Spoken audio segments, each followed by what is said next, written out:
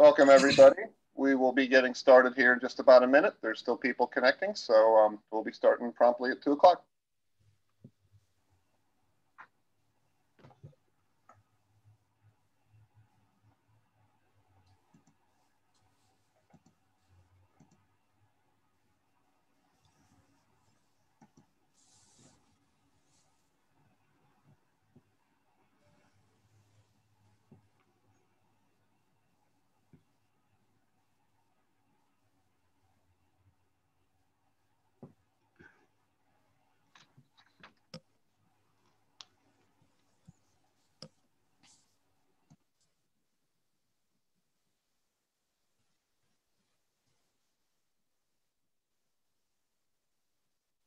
There's still a couple people here connecting, so we'll get started in about 20 seconds or so here.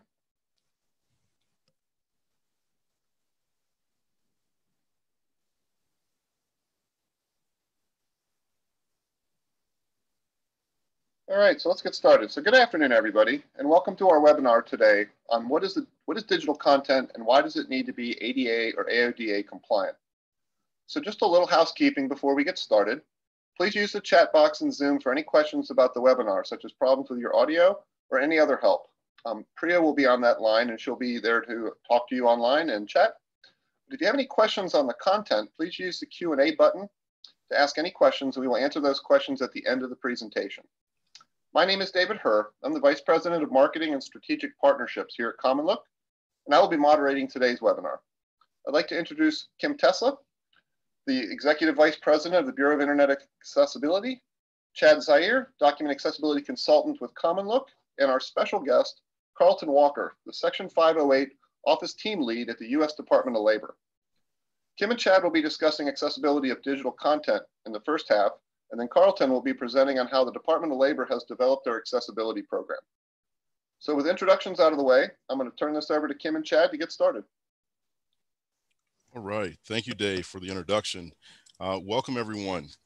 And we'll go ahead and get started here. What is digital content and why does it need to be ADA, AODA compliant? Well, digital content is something that we interact with and rely on every day, a lot more often than we think. Just as we depend on digital content daily, there are individuals with disabilities that rely on this content as well. Unfortunately, they will experience challenges and roadblocks if this content is inaccessible. Fortunately, there are laws that encourage companies and organizations to stay on top of this issue. So really quick, ADA and AODA, the Americans with Disabilities Act. This will prohibit any discrimination based on an individual's disability. Similarly, AODA, Accessibility for Ontarians with Disabilities Act. This ensures all Ontarians have equal access to programs and services. This covers everything from information and communication to customer service. All right, moving right along. All right, just a quick look at some of the numbers here. These numbers are pretty staggering. When you think about how many people are experiencing some form of disability and not being able to access content. This impacts a lot of people. This number is steady going up each day with people getting older and their vision being not as good as it used to be, or their mobility issues they're having, or even hearing. All right.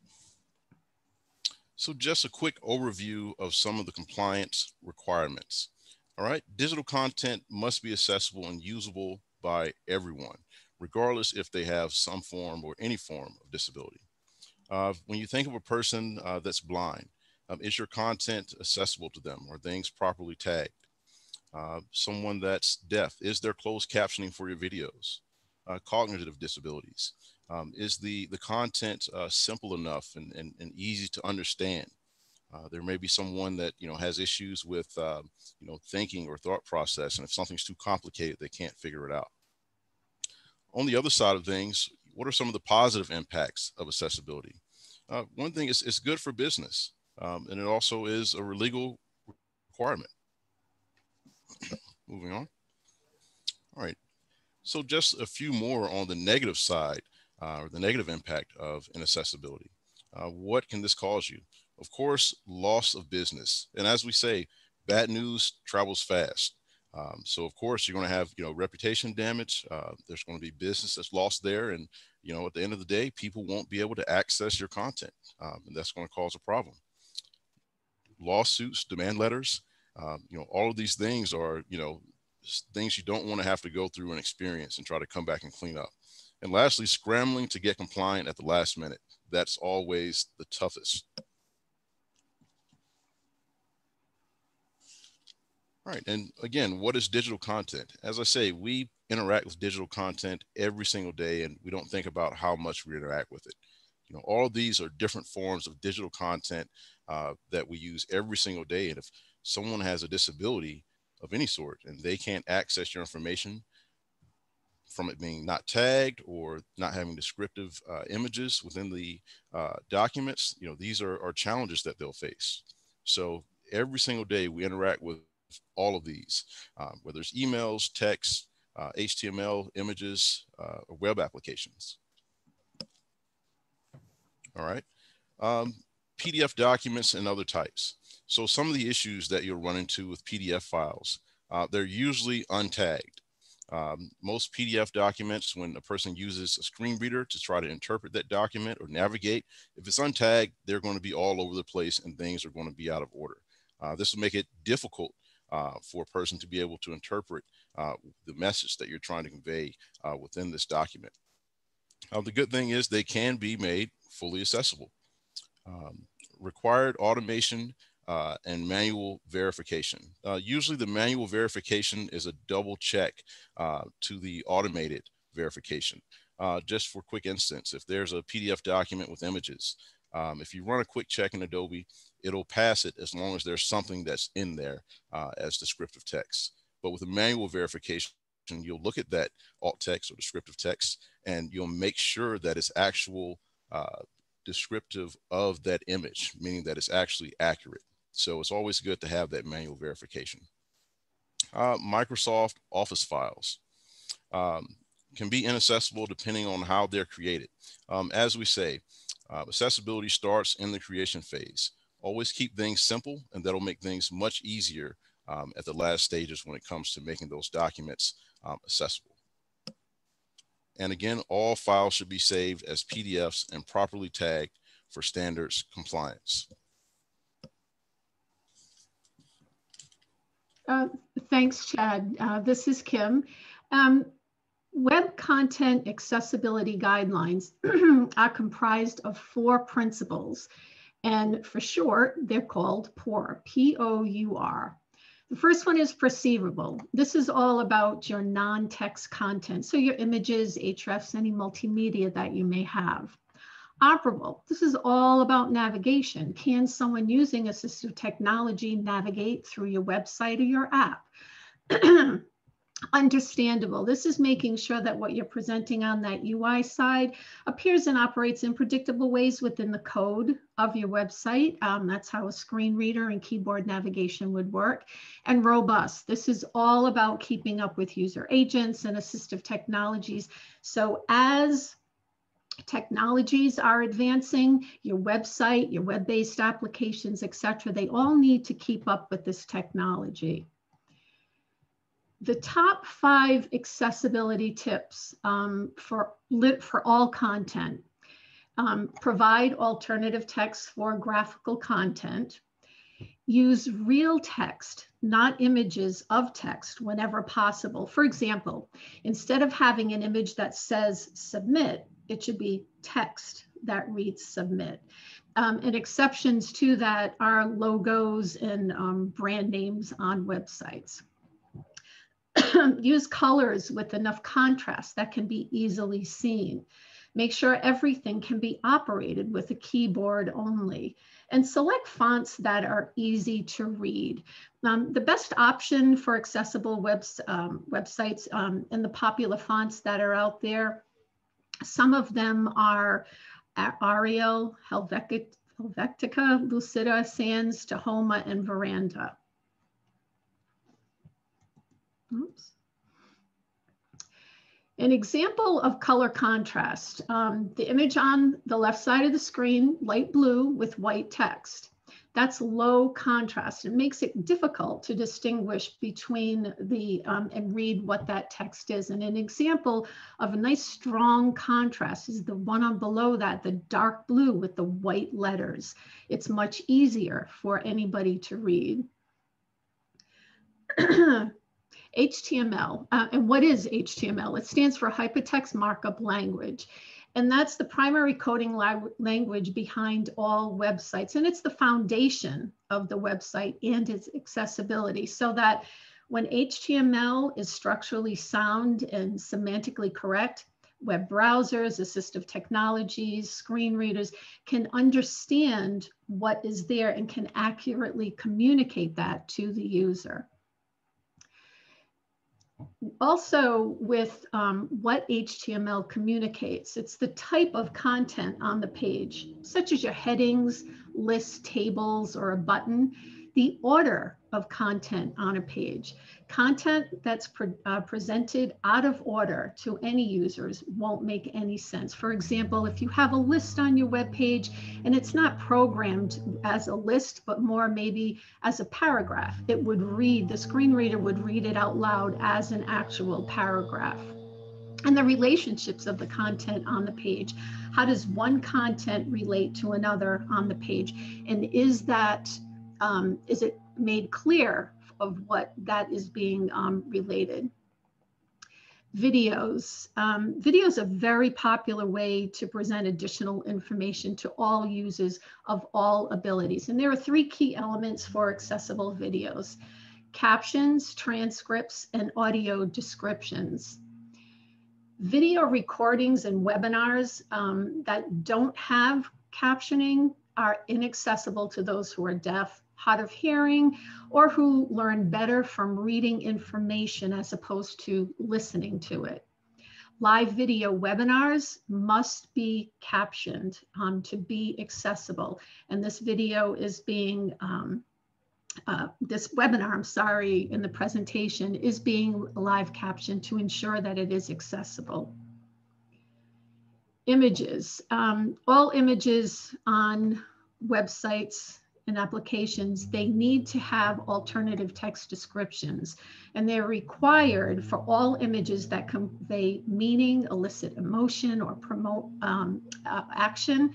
Screen readers use alternative text to announce the image name, description of the image. Also, alternative text description should convey the same information to the visitor that they would receive if they could visually view the image. For example, this image that's on the screen right now, it's of 3 mountains. Visually, you can see there are 3 mountains there and there's a sun. So that text, the alternative text, need to say that, not just image with a red background or just image with some letters or something next to it. It needs to have the actual description of what the image is conveying. Chat features. You know, most websites have these chat features on there, and it needs to you need to make sure that it is accessible. So the fonts, colors need to be readable. All the features should work intuitively with a keyboard or a screen reader. Users need to be alerted to new replies or updates, but not only by a sound or a visual. It needs to be done in such a way that if someone's using a screen reader and it's not a sound, they need to be told that their response is there. And the agent or script should consider using clear instructions in plain languages. Web applications and even native mobile applications. Apps can have unique accessibility considerations. If they're web-based, a lot of that same scenarios of websites do apply, but they may be built for use on smartphones, tablets, which means that's where that screen size comes into play. Touch screen capability and operating systems need to be considered. They may be very task specific or transaction oriented, which means the which means expected use cases and most functionality. It needs to function flawlessly. So if an end user needs to hit multiple pages to complete a task within the app, that whole scenario needs to work flawlessly. And they may be standalone, or they may tie into other systems within your website or other systems in general, processes and experiences. So it's important to keep in mind web applications and native mobile apps when you're talking about and thinking about accessibility. Other forms, emails. This is something maybe that a lot of people might not be thinking of, but emails have to be accessible as well. They need to be tested for common email clients and apps. And of course, on the mobile, almost half of all emails are opened up on a mobile device. And text messages as well. Chad brought this up a couple of minutes ago. Text messaging, it naturally is pretty accessible. However, if you have links in your text messages, you want to make sure that the destination is accessible, that the person knows where they're going if they were to click on that link.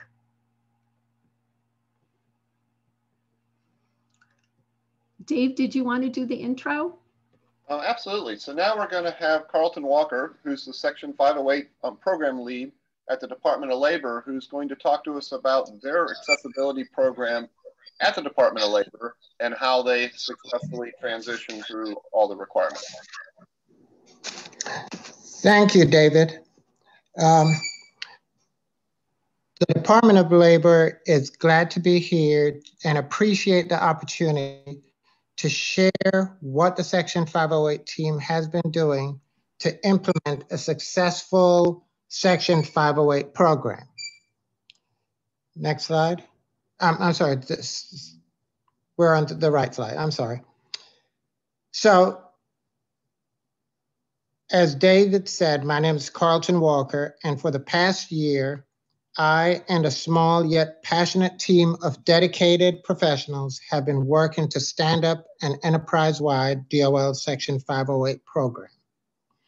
To give you some background as to how this all started, in September of 2019, the DOL's leadership determined that the department needed to place greater emphasis and place more focus, time, and effort to improve accessibility of the department's information and communication technology, or ICT. The first step in making this objective a reality was the appointment of a Section 508 program manager. That was accomplished with my manager being assigned, Brandon Jabbar, and directed him to stand up the Section 508 program and a program office. Naturally, Brandon asked the question, what did they mean by stand up? And they replied, go figure it out and present us with a plan. The following slides are a culmination of the work that the project and operations team did towards standing up the program.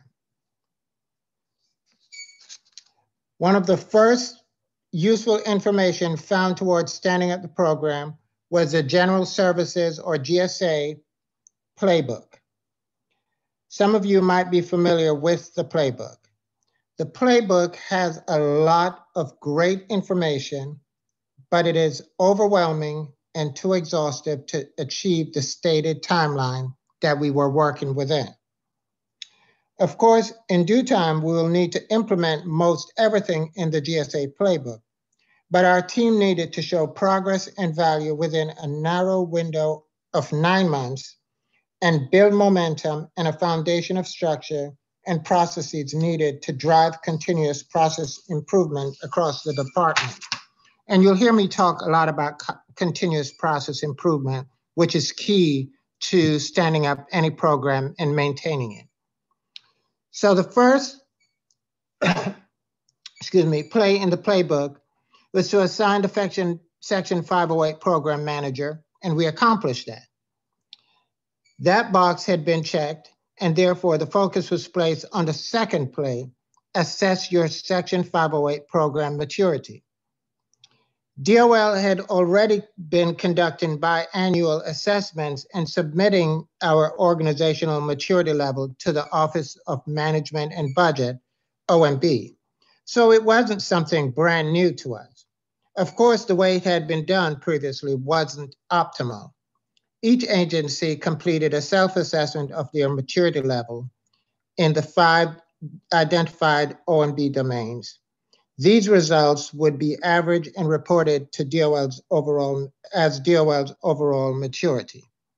Next slide. So we had to define the goal. So what we did in assessing the OMB maturity model, we identified how to define standing up the Section 508 program office or the Section 508 program. We determined how to measure DOL's progress. Metrics would be identified for each of the 5 domains, and the results of those measures would inform the strategy and drive the continuous improvement, process improvement activities. This would assure an organizational maturity level of measured, which is the highest rating on the OMB maturity model. If that level of organizational maturity were achieved, it could be said we had successfully stood up the DOL Section 508 program. As nothing is ever easy, the first question leadership asked was, what does getting to measure do for us? And perhaps you're also asking the same question. Next slide. Does getting to measured mean DOL would be conformant with the accessibility standards? No, definitely not. Does it mean DOL would, at a minimum, be compliant with the law? Not really, at least not at first. It means we would know where the problems are, how bad they are, and be able to start measuring the results to see if they're working and begin developing and implementing corrective actions.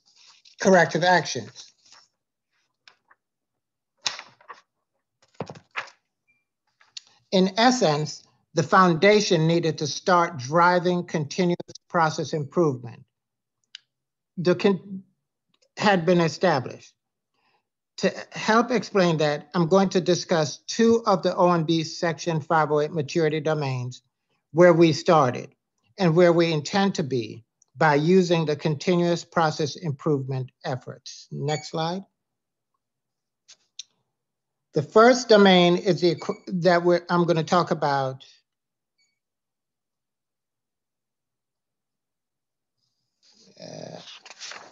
is the training domain.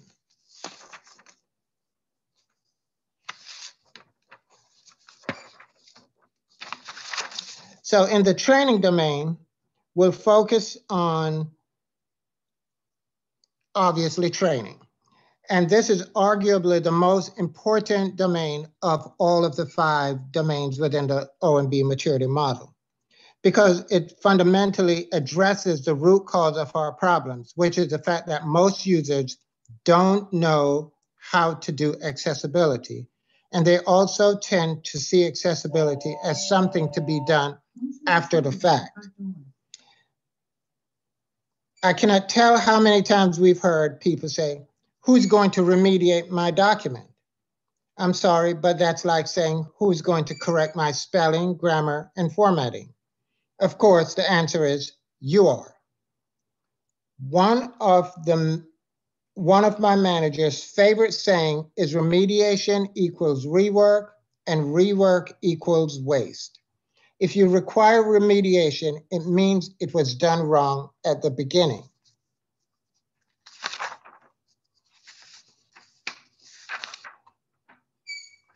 Remediation is not part of an organization's value stream. Remediation is what's known as a failure stream. It means you failed to provide a good quality deliverable. So someone else must step in and fix your mistakes. We currently have situations where a vendor submits a deliverable, and then the federal lead hands that deliverable to the Section 508 program office team for remediation. We hear that quite often. Do you see the problem with that scenario? we're paying twice for the same work stream. The original vendor submitted poor quality deliverable, and instead of making them fix that deliverable at no cost to the government, we're paying another vendor to correct their error. That's wasteful. But people don't understand it because they think of accessibility as something you add later. Like putting frosting on a cake. They think, well, this vendor baked the cake and the other vendor put the frosting on it. What's the problem? Well, the problem is it shouldn't be done that way. If that's a bad analogy, a better analogy might be baking a cake without baking powder and then just sprinkling the baking powder on afterwards. If anyone has ever baked a cake, you know that the cake is not going to be very good. A better analogy is if you had, and a lot of us have done this, paid someone to build you a house. You're building a brand new house and you've laid out the plans and you want all the bells and whistles, and you picked out some of the best fixtures and light fixtures and features that you want to have installed. You've also decided that you want to install ceiling fans, but you've decided that you want to do this after the house is complete, but you just want the builder to put in the rough-ins for you to get to do the ceiling fans after the fact. The builder delivered the product, you move into the house, and you go to install your ceiling fans, and you realize there are no rough-ins. So what's the problem? Now you have to pay an electrician and a contractor to come in and tear up the drywall, run wiring, and install the ceiling fans. That now creates additional cost and additional work because you've now added additional funding to your process because you did not have the work done properly at the beginning. So, would you be okay with that? Does that sound like a reasonable approach to you? It shouldn't. It should sound utterly ridiculous. And we're trying to teach people at DOL that any deliverable or work product requiring remediation from our contractors or federal staff is similarly ridiculous. Training is critical to improving our understanding of what needs to be done to stop the creation of poor deliverables at the source. We don't want to get better at remediation. We don't want to optimize failure stream. We want to minimize it. We want to starve it. We want to make it unnecessary. And that's where training comes in. Training is critical. We need to train the staff to do it right the first time. Quality always the first time. Next slide. I think you skipped a slide. Can you go back, please? Go back. Yes. So on the other domain that we're working on is the acquisitions domain. So in the acquisitions domain, we started with one basic question. Do the necessary contracts have the approved Section 508 contract clause provisions?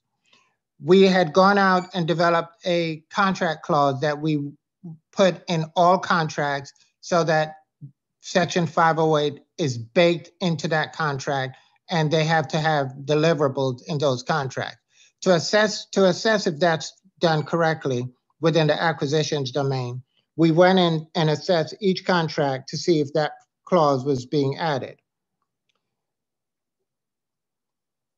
What we determined was that every contract for services, not just IT services, but any service, and all contracts for IT hardware or software are necessary and should include the Section 508 contract clause provisions. Those contracts were approved in January of 2019, but needed validation to determine whether they were being included. That seems straightforward, but it was not. The data in our acquisition management system, AMS, is incomplete. We found that a large percentage of DOL contracts are externally edited outside of the AMS, which means the clause is not selected in AMS. The contracting officer chose to draft the clause in a Word document, so AMS has no visibility into what clauses were or were not included. Naturally, we also understood the mere fact of including the language does not mean it is enforced, but we'll discuss that more later. There's a lot of work to be done in the acquisitions domain, so we're taking a phased approach, breaking the work up into a series of steps that each of our 25 DOL agencies can work through at their own pace. Phase 1 was about measuring the inclusion of the 508 clause using the data that was available in AMS. That has been completed for every agency, so we've moved to phase 2. Phase 2 is to clean up that data so we know which contracts are in good shape, which needs to be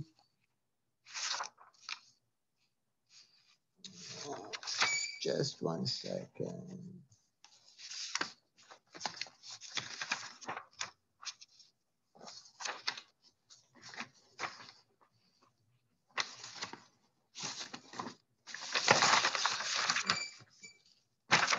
And which needs to be edited.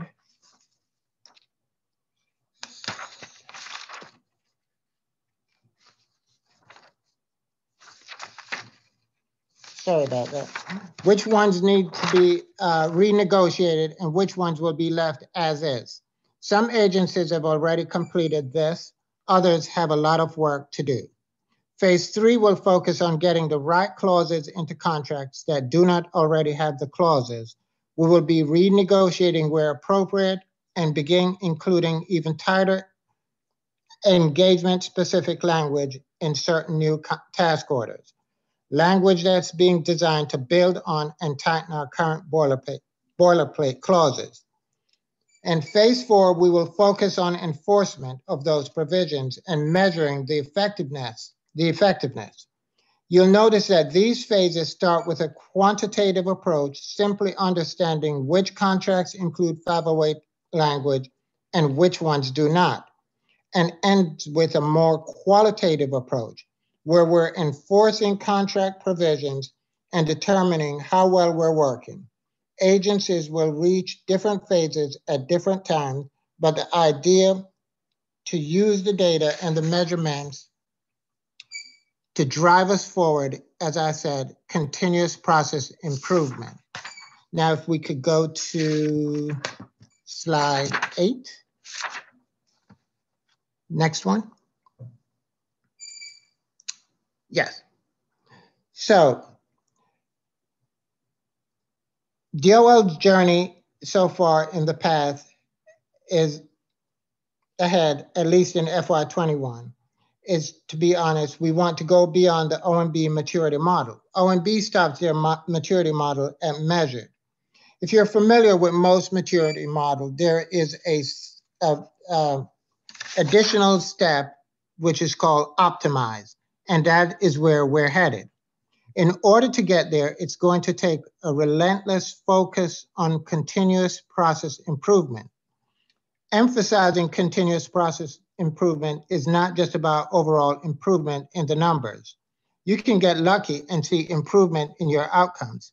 We cannot rely on luck, so we need to continuously improve our processes. Do that, and our outcomes will consistently be high quality. We also need to measure in order to find opportunities, not to illustrate success. When people get hung up on the number, get totally focused on the score, they stop improving once the number looks good. Are you perfect? Of course not. My manager keeps saying to me, we're not perfect, so if you show me nothing but green, he's going to tell me, find the red. That's where the opportunities are.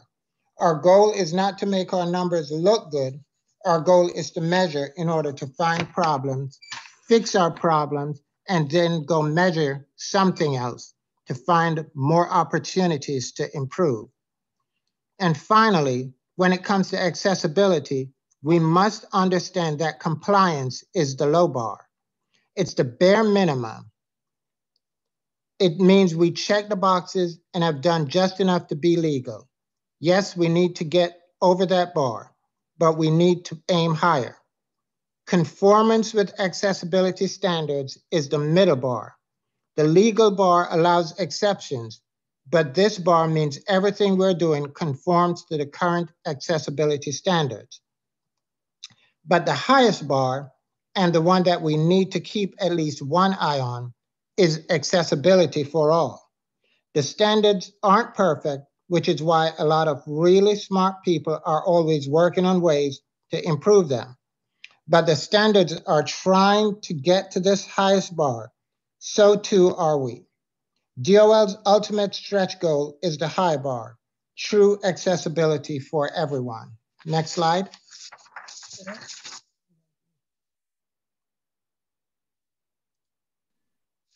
All right. Well, with that, thank you, Carlton, for that insight into what you're doing at the Department of Labor. Thank you. Thank you very much. So what we're going to do now is we're going to take some questions. I do have questions in the chat bar, so I'm going to read the questions off and let everybody on the call answer them as we go through them. So the first question says, sorry if you said it and I missed it, but what maturity model framework did you rely on at DOL, I guess? So within the federal government, the Office of Management and Budget put out a maturity model, and it's lists five areas of maturity in acquisitions, training, testing and validation, technology life cycle, and complaints. And you're measured in 4 categories: ad hoc, which is the lowest, mean you're not doing anything; planned, resourced, and measured, which is the highest. So we have to report biannually to O&B of how well we're doing in those 5 categories and where we are on the rating scale from ad hoc to measured, I'm sorry. So then the next question, it says, as a technology trainer to the blind and partially sighted students, have you noticed that since Microsoft was upgraded to 365, that magnification has become horrendous? Is that question for me, DOL? I guess for anybody that's familiar with changes to Microsoft Office. I think any vendor typically has issues where they sometimes go backwards before they move forward. But, has anyone noticed that with Office 365 and issues with magnification? I honestly have not seen it, but I haven't used the magnification within Office 365, so I can't speak to that question. And that is a really good question that I think we can look into and get some more opinion on that and get back to you.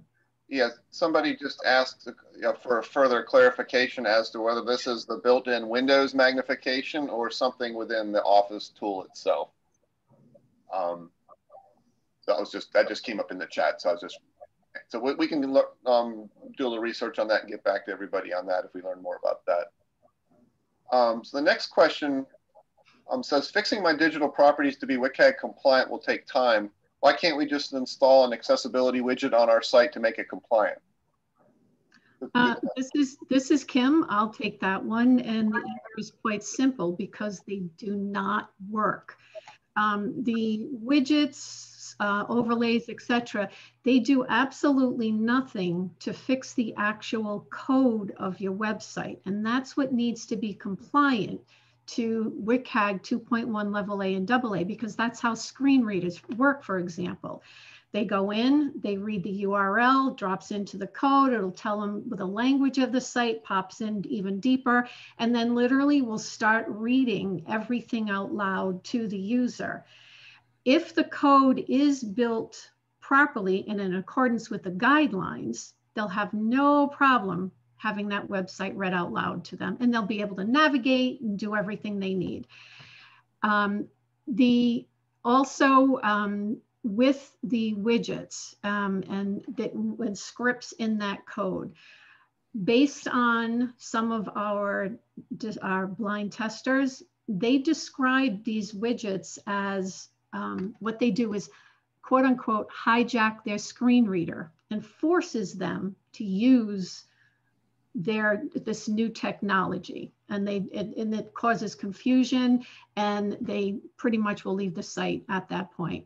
But the bottom line is, when you're in the process of having and fixing all your digital properties to be compliant with WCAG 2.1 level AA, you need to have two components to an audit. This is not just testing, it's true auditing. Automated scanning, which will give you about a 30% read that grabs that low-hanging fruit. The other 70% needs to be tested by individuals living with disabilities. Technical folks using screen readers, can they navigate with the keyboard, cognitive? You need to take all of that into effect. It's a lot of words to answer your question, but widgets do not do anything to ensure the code of your site is compliant. And we just had a message pop up that just said, basically, it says, I'm a screen reader user, and I've had a very poor experience when I encounter websites that have accessibility overlays. So I think that's that's proof in the pudding right there. Yeah, absolutely. Thank you for your opinion. Absolutely, on that one. So the next question that came up that says, updates to websites without prior notice has been an ongoing issue for navigating these websites. Carlton, have you run into issues where websites get updated and things get out of whack? Yes, we get that. And when we run our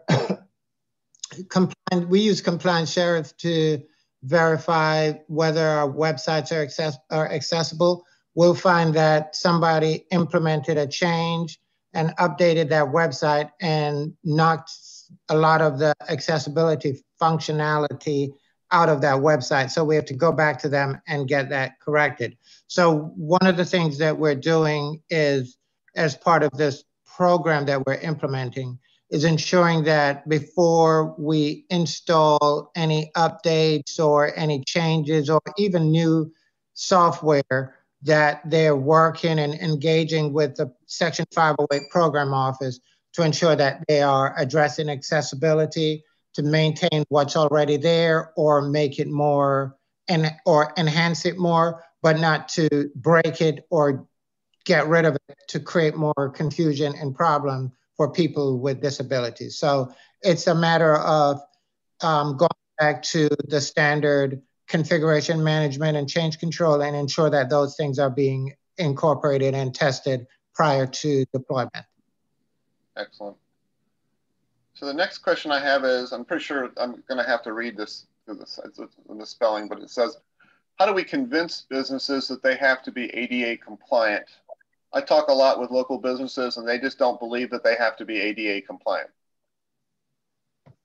So from a government perspective, we stress it's the law.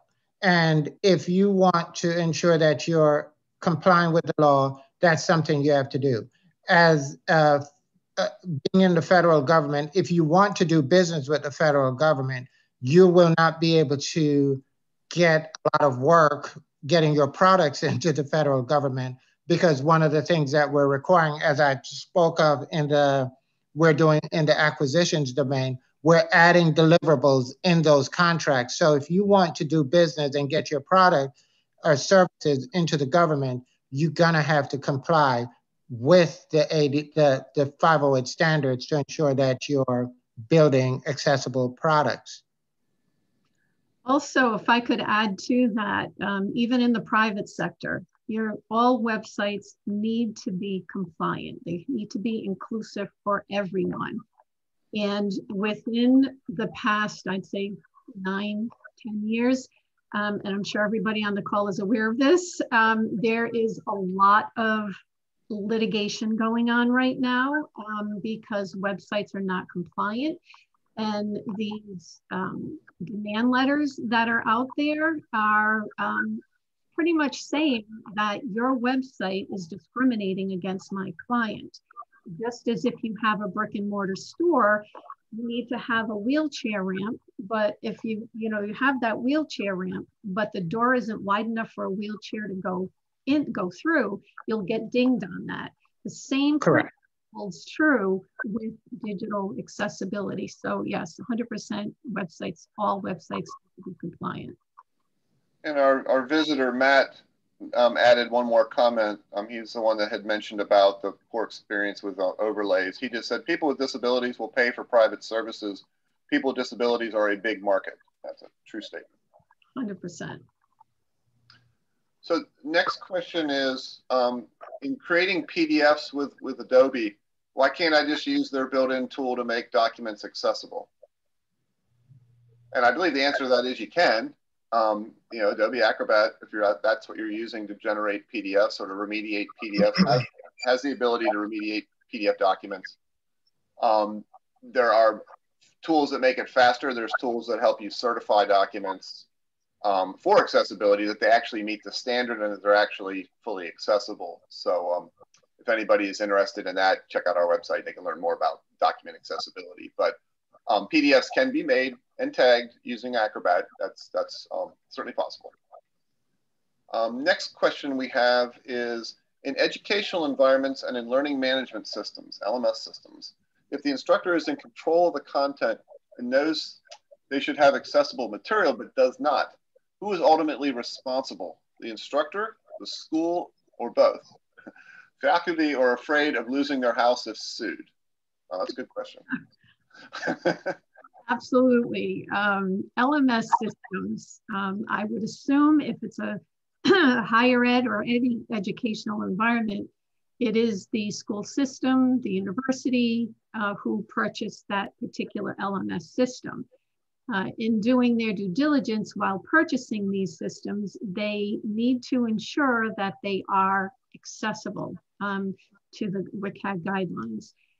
Which brings to the point, maybe looking and having them prove that to you before you purchase it.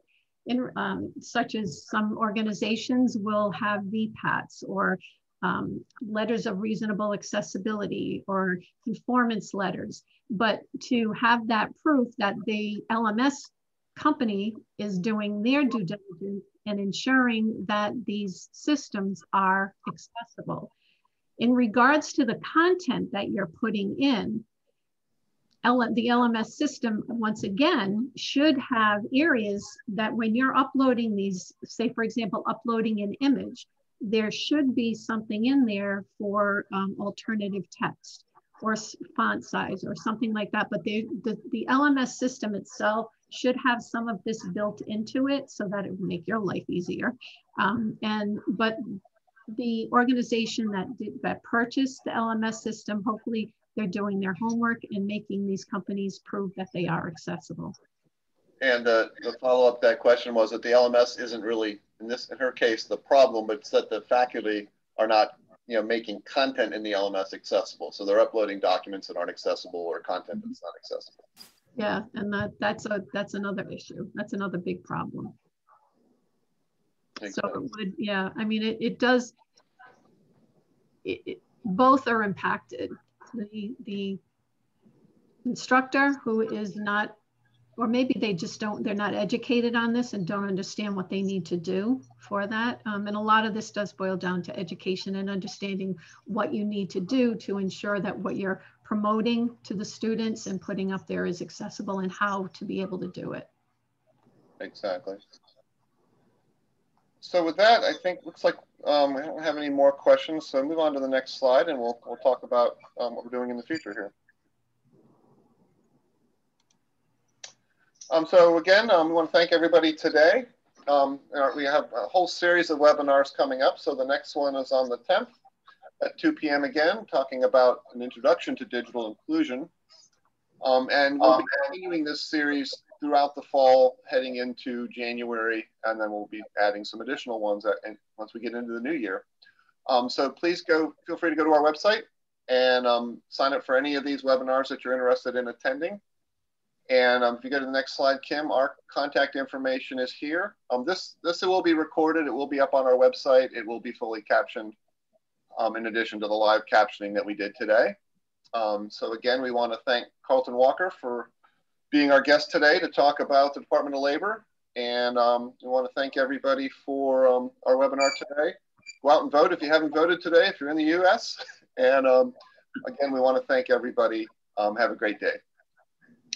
Thank you. So much. Take care, everybody. Bye-bye. Bye-bye.